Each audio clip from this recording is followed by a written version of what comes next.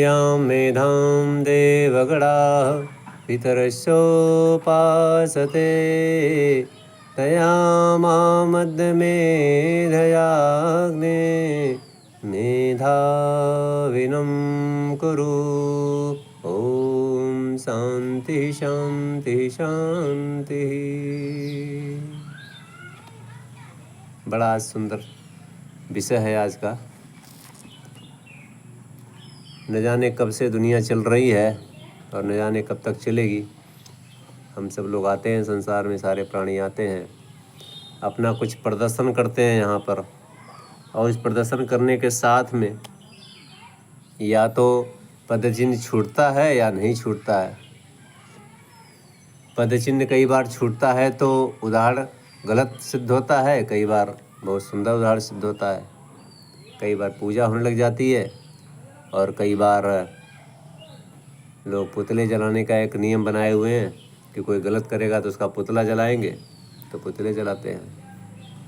ये जीवन क्या है, ये मृत्यु क्या है, इसको ठीक प्रकार से समझना चाहिए। इसकी बहुत समय के साथ जानकारी कम हो जाया करती है। ये बड़े चिंता का विषय है। मृत्यु सुनिश्चित है। जो भी संसार में आएगा सबको जाना है, छोड़ करके प्रदर्शन करके मंच खाली करना है आपको। लेकिन ये जो कहा जाता है कि सुनिश्चित है कि इतने दिन में मरेंगे, इतने टाइम पे मरेंगे, ये पहले से निर्धारित है, ये सिद्धांततः सही नहीं है। वैदिक दर्शन, ऋषियों का दर्शन ये नहीं कहता है। मृत्यु आपकी होगी अवश्य, शरीर आपका छूटेगा अवश्य, लेकिन कब छूटेगा, कैसे छूटेगा, ये पहले से तय नहीं है। इसको वैदिक दर्शन को आप समझ लीजिए। तस्मिन् सति श्वास प्रश्वास योर गति विच्छेद प्राणायामः, ऐसा बोल करके महर्षि पतंजलि कह रहे हैं। अब प्राणायाम के द्वारा इस श्वास और प्रश्वास की जो लेने छोड़ने की जो गति है, इसके नियमन के द्वारा आप अपने शरीर की आयु को, क्योंकि शरीर की आयु इन्हीं पर निर्भर है। 5 प्राण है, प्राण अपान व्यान समान उदान, और 5 उपप्राण है, नाग कूर्म देवदत्त कृकल धनंजय। ये 10 मिलकर के शरीर की क्रियाविधि को, शरीर के संचालन को पूरा व्यवस्थित करते हैं। और इनके ऊपर ही, इनकी दृढ़ता के ऊपर ही, इनकी मजबूती के ऊपर ही, इनके बल के ऊपर ही इस शरीर की आयु निर्धारित होती है। महर्षि दयानंद सत्यार्थ प्रकाश के अंदर 400 साल तक के जीवन की कल्पना कर रहे हैं। 400 साल तक का जीवन हो सकता है इस शरीर का अधिकतम, लेकिन 400 साल तक पहुंचने के लिए भी बहुत विशेष नियम लागू होंगे। वो सारे नियम आपको लगाने पड़ेंगे, तब जाके बढ़ेगा। और सामान्यतः जीवन 100 साल का ऋषियों की गणना में बहुत आराम से बिताने का है व्यवस्था। जीवे में सरदा शतम, सूर्या में सरदा शतम, पश्चिम में सरदा शतम मंत्र बोल करके हमारे ऋषिगण संदेश दे रहे हैं। थोड़ा सा दिनचर्या का पालन ठीक किया जाए, थोड़ा खान पान ठीक रखा जाए, नशे आदि से दूर रहा जाए, थोड़ा योग प्राणायाम किया जाए तो 100 साल का जीवन स्वस्थ रहते हुए सुंदर ढंग से जिया जा सकता है। तो आयु लंबी हो, क्योंकि जीवन का जो लक्ष्य है हमारे वो बहुत लंबा है, बहुत बड़ा है। प्रांत काल तक के लिए संसार में न आना पड़े, इस तरह की व्यवस्थाएं दी गई हैं हमारी संस्कृति में परमेश्वर के द्वारा, जो ऋषियों ने हमें बताया है। तो ये श्वासों की जो प्रक्रिया है वो बहुत अनिश्चित है कि कितनी सांसें आपको लेनी है। कभी भी किसी का भी टिकट कट जाता है, चले थे घर से कि लौट करके शाम को बहुत कुछ करके लौटेंगे और लौटने का क्रम भी नहीं बनता है। तो सांसों का इन कुछ भरोसा नहीं है। आइए, लोगों की डिमांड है कि इसको गाकर भेजने का, तो आइए गाते हैं और देखने का प्रयास करते हैं कि न श्वासों के बीच से हमें जीवन किस प्रकार से संचालित करना चाहिए। पता है कि मृत्यु हो जाएगी एक दिन, ये शरीर छूट जाएगा एक दिन, तो छूटने से पहले क्या क्या सामान बांध लेना चाहिए, क्या क्या सामान छोड़ देना चाहिए, गठरी कितनी बड़ी करनी चाहिए, कितनी छोटी रखनी चाहिए, जिससे कि आगे का सफ़र आसान रहे, आगे की यात्रा आसान रहे। इसका भी ध्यान रखना है। और जाने के साथ में जो पद चिन्ह छूटने चाहिए, ये बड़े महत्वपूर्ण हैं। अगर ये काम हो जाए मृत्यु अगर मान लें हम मृत्यु शैया पर पड़ जाएं 80 साल 90 साल 100 साल की उम्र में, और मृत्यु के शैया पर 1 हफ्ते में रहना हो, 1 हफ्ते बाद हमारी मृत्यु होनी हो, तो उन 1 हफ्तों में कैसा हमें सोचना चाहिए, कैसे हमारे अंदर प्रसन्नता होनी चाहिए। जो हम पीछे का मूल्यांकन अपना करें तो किस प्रकार से हमें क्या क्या हमने किया, क्या क्या हम कर सकते थे, क्या क्या गलतियाँ हुई, क्या क्या अच्छा हुआ, और क्या क्या अच्छा कर सकते थे जो काम रह गया। ये सब जो उधेड़-बुन उस टाइम पे चलता है, पूरा कैलकुलेशन चलता है, वो बहुत महत्वपूर्ण हिस्सा है। इसलिए उसको जो है हम सभी को विचारपूर्वक करना चाहिए। गीत में सारी बातें आ जाएंगी। तो आइए गीत की लाइनों के साथ में हम सभी थोड़ा जुड़ते हैं। सांसों का कोई भरोसा नहीं है। सांसों का क्या भरोसा,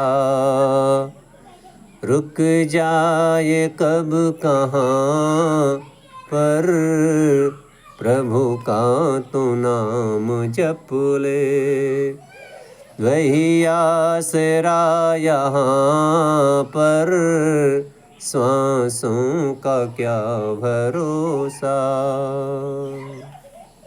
मत हंस कभी किसी पर, न सता कभी किसी को, मत हंस कभी किसी पर, न सता कभी किसी को, ना जान कल को तेरा, ना जान कल को तेरा, क्या हाल हो यहाँ पर, ना जान कल को तेरा, क्या हाल हो यहाँ पर, सांसों का क्या भरोसा। कोई भरोसा अगर नहीं है तो करना क्या चाहिए। ओम विश्वानि देव सवितर दुरितानि परासुव यद भद्रम तन्नासुव, ऐसा बोल करके मंत्र आदेश दे रहा है कि हमारे एक हाथ से हमारे गुण कर्म स्वभाव हमारे बढ़ने चाहिए, दुर्गुण दुर्विषण दुख मिटने चाहिए दूसरे हाथ से, और जितने भी श्रेष्ठ गुण कर्म स्वभाव है पदार्थ हैं वो सब हमें प्राप्त हों। एक हाथ से हम छोड़ें और दूसरे हाथ से हम ग्रहण करें। क्या छोड़ना है क्या ग्रहण करना है इसे हमें तय कर लेना चाहिए। तो ऐसा करने के लिए फिर आपको तैयार होना पड़ेगा उस प्रकार से, जैसे कि लोग हंस होता है उसके बारे में जो कल्पना है कि वो जो है श्रेष्ठ चीज़ों को ग्रहण कर लेता है, तुच्छ चीज़ों को झाड़ कर बाहर निकाल देता है। जो हंस जैसा जीवन चाहता है ऐ बसर तो, जो हंस जैसा जीवन, जो हंस जैसा जीवन, जो हंस जैसा जीवन चाहता है ऐ बसर तो, चुन ले गुणों के मोती, चुन ले गुणों के मोती, चुन ले गुणों के मोती, बिखरे जहाँ जहाँ पर, सांसों का क्या भरोसा, प्रभु का तू नाम जप ले, प्रभु का तू नाम।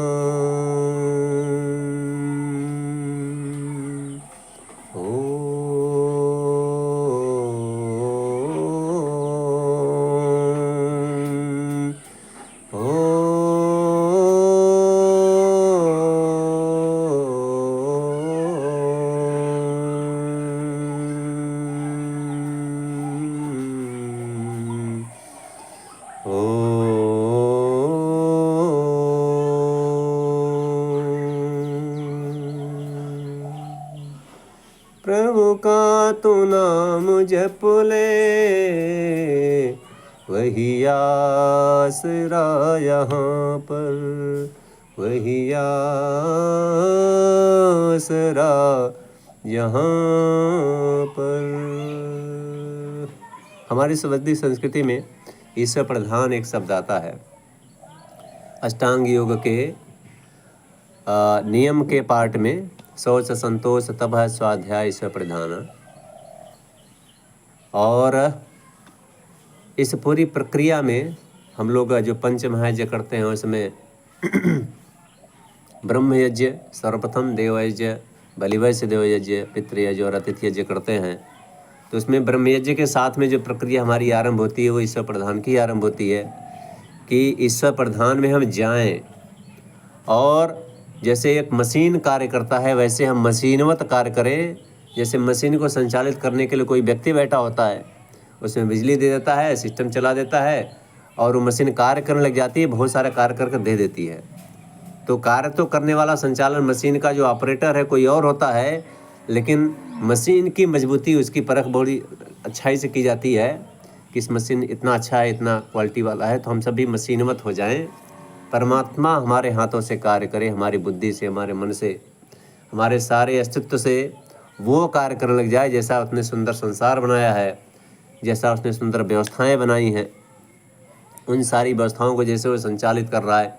इतना बड़ा सूर्य दे दिया हम सबको, इतना बड़ा चाँद दे दिया हम सबको, 13 लाख धरतियाँ जिसमें समा जाए इतना बड़ा सूर्य है। 3,84,000 किलोमीटर दूर बैठा चाँद है, सूरज की अनुपस्थिति में प्रकाश दे करके हम सभी को रास्ता दिखाता है, ठोकर लगने से बचाता है। इतना सुंदर संसार बना करके, इतनी बड़ी धरती बनाकर, आकाश से लेकर के और नदी नालों से लेकर के, समुद्र से लेकर के जल भर दिया, पूरा धरती के अंदर भी जल दे दिया, धरती के ऊपर भी जल दे दिया, आसमान में बादलों में पूरा जल भरा पड़ा हुआ है।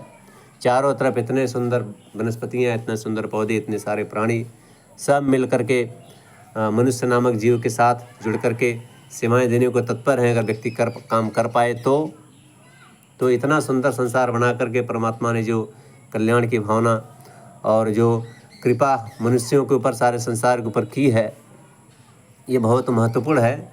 और इसको हम सभी को ध्यान रखते हुए जब हम ईश्वर प्रदान करते हैं तो फिर हमारा जीवन उन्नति की ओर प्राप्त होता है। परमात्मा के बहुत सारे गुणों में एक सर्वज्ञ गुण है, ऑमनिशिएंट का गुण है, और उस गुण के कारण से जो ऋषियों ने खोज करके दिया है कि उतना ज़्यादा जानवान कोई नहीं है। मतलब बिना शरीर के, बिना किसी हथियार के, बिना किसी उपकरण के ऐसे संसार को बनाता है, मतलब उसके लिए तो हंसी खेल के जैसा है। इतनी बड़ी बड़ी रचनाएं, तो हम जब ईश्वर प्रधान के में जाते हैं तो हमारे अंदर भी वो सामर्थ्य विकसित होती है कि हम भी कुछ निर्माण करें। इस संसार को अपने निर्माण से कुछ प्रसन्न होने का, खुश होने का, आनंदित होने का, सुखी होने का कोई न कोई जो माध्यम हम बन सकते हैं। ईश्वर प्रधान के साथ ये सब चीज़ें घटित होती हैं। तो ईश्वर प्रधान में जाएं और काम इतना ऊंचा करके दिखाएं कि आप जाएं, संसार से अवश्य जाना ही है। कोई यहाँ पर ठेका लेके नहीं बैठ सकता है कि भैया हम ही रहेंगे यहाँ पर। लोग आए, लोग चले गए, इतने बड़े बड़े लोग चले गए, हम भी चले ही जाएंगे, आप भी चले ही जाएंगे। लेकिन विचार करिएगा कि पद चिन्ह कैसे छूटते हैं, कैसे छूटने चाहिए, वो सामर्थ्य कहाँ से आती है जो पद चिन्ह छोड़ने के लिए, पदचाप छोड़ने के लिए विवश कर देती है। तो इन लाइनों के साथ जुड़ करके आप देखेंगे तो निश्चित रूप से इन बातों में दम है, वो हमें पद चिन्ह छोड़ने के लिए विवश करती हैं, हमें सामर्थ्य प्रदान करती हैं। कर कर मैं इतना ऊंचा कि बुलंदियों को छू ले, कर कर मैं इतना ऊंचा कि बुलंदियों को छू ले, इज्जत से नाम तेरा, इज्जत से नाम तेरा, इज्जत से नाम तेरा, इज्जत, इज्जत से नाम तेरा। आ जाए हर जुबां पर इज्जत से नाम तेरा आ जाए हर जुबां पर, प्रभु का तो नाम जप ले, वही आसरा यहाँ पर, वही आसरा यहाँ पर, सांसों का क्या भरोसा, रुक जाए कब कहाँ पर, ना जाने कल को तेरा क्या हाल हो यहाँ पर, ना जाने कल को तेरा चुन ले,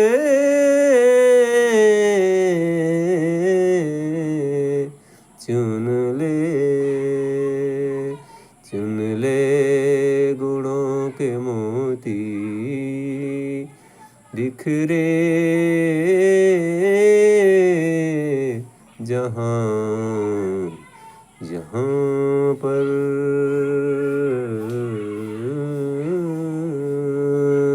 इज्जत से नाम तेरा आ जाए हर जुबां पर, आ जाए हर जुबां पर, सांसों का क्या भरोसा, रुक जा ये कब कहाँ पर। एक गीत जो है मैं पिछले लगभग 17 सालों से गा रहा हूँ, 17-18 साल हो गए गाते हुए इसको और बहुत लोगों को बहुत अच्छा लगा, मुझे भी अच्छा लगता है। सारे संदेश इसमें छिपा हुआ, जीवन से लेकर के मृत्यु से लेकर के कुछ करने धरने से लेकर के, तो लक्ष्य बनाने चाहिए अपने जीवन के कि भाई जाना है तो कैसे जाना है, क्या लेकर के जाना है, क्या छोड़ कर के जाना है, क्या लेकर के आए थे, क्या छोड़ कर के जाएंगे, इस पर विचार करना चाहिए। तो हमने अपने जीवन का जो लक्ष्य बनाया हुआ है, लक्ष्य बनाया क्या है, मतलब लक्ष्य थमा दिया गया है। जीवन में आने के साथ में जो हमें जीवन मिलता है तो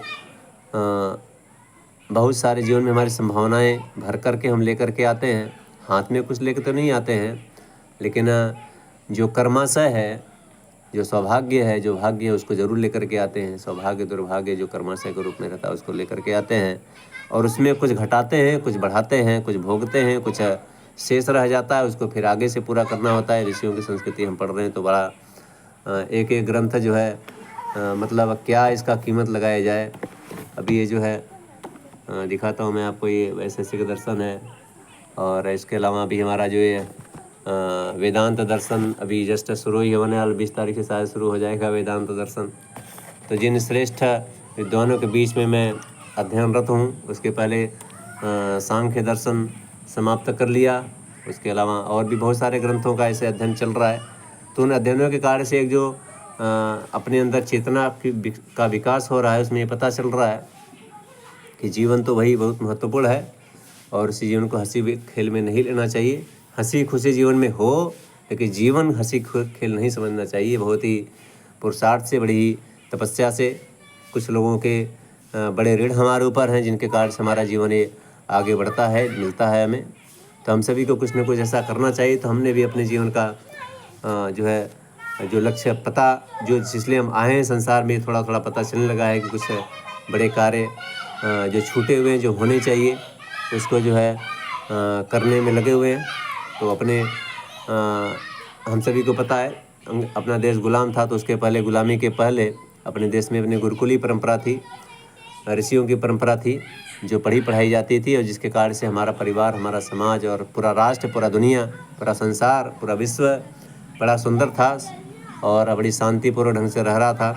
लेकिन उस संस्कृति के जाते ही, उसके विलुप्त होते ही और उसमें कमी आने के साथ में जो है चारों तरफ जो निराशा, जो हताशा, जो उल्टी उल्टी चीज़ों का, नकारात्मकता का वातावरण बना हुआ है, उसको हटाने और घटाने का कोई और रास्ता है नहीं कि हम पुनः से ऋषियों की संस्कृति को प्रतिस्थापित करें।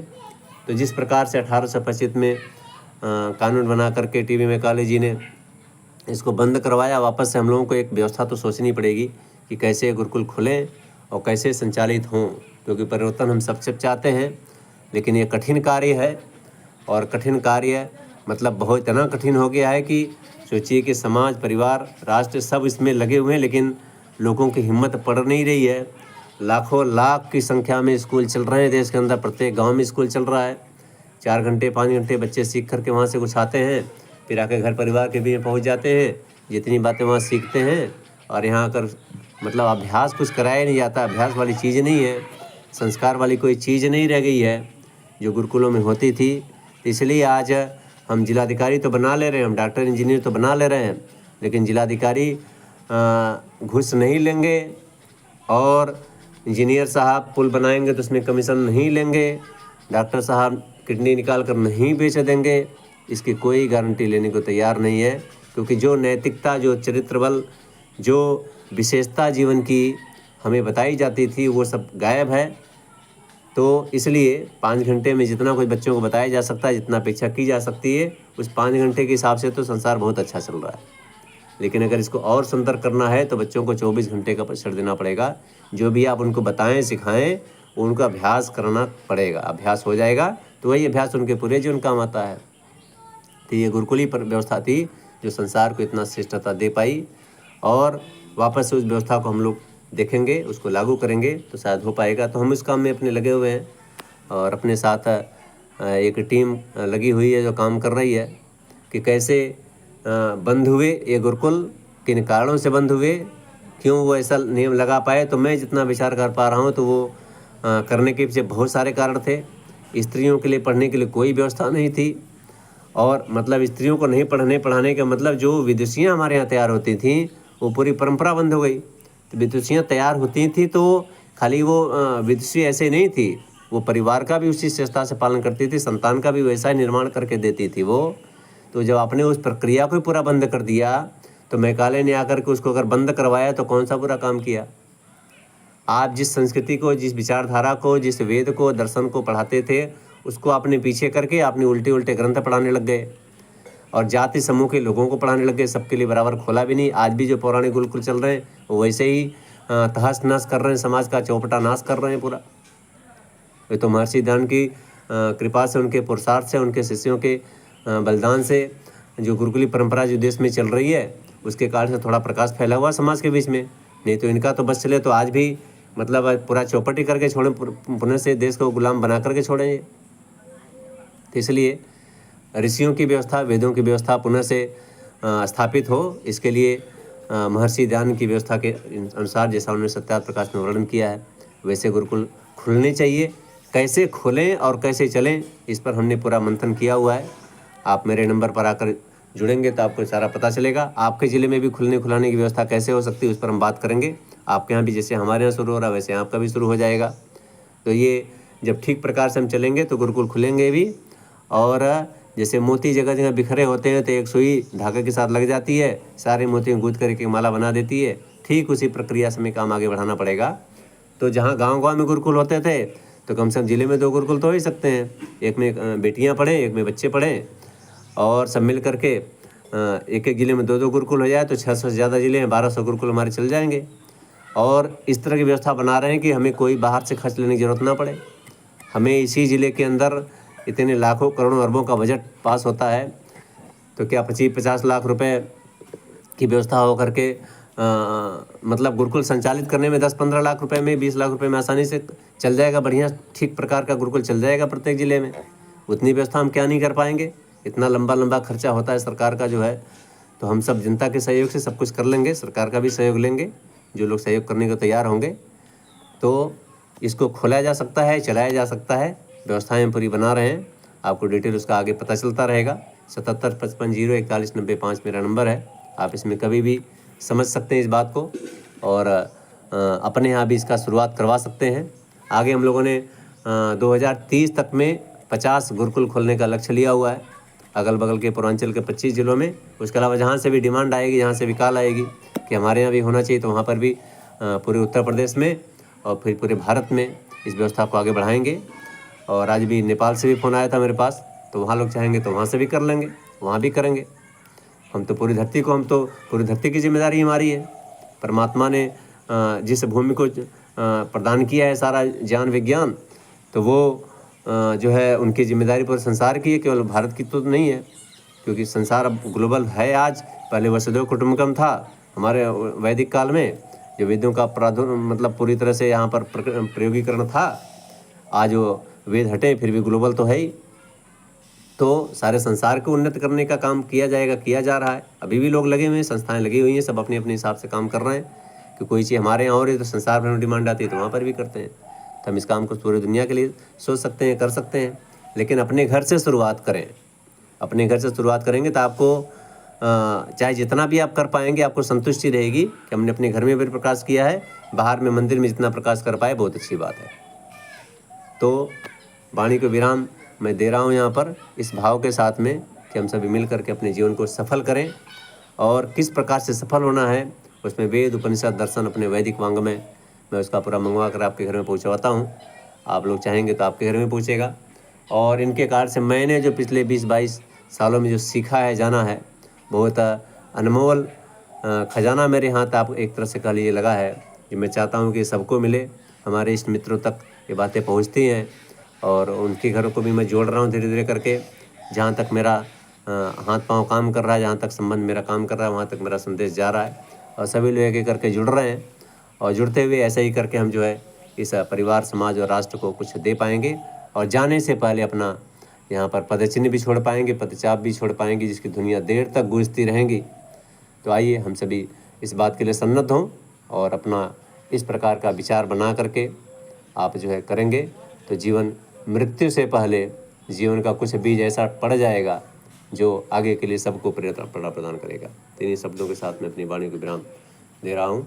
ओम सभी को सादर नमस्ते। ओम सर्वभ्यो नमो नमः।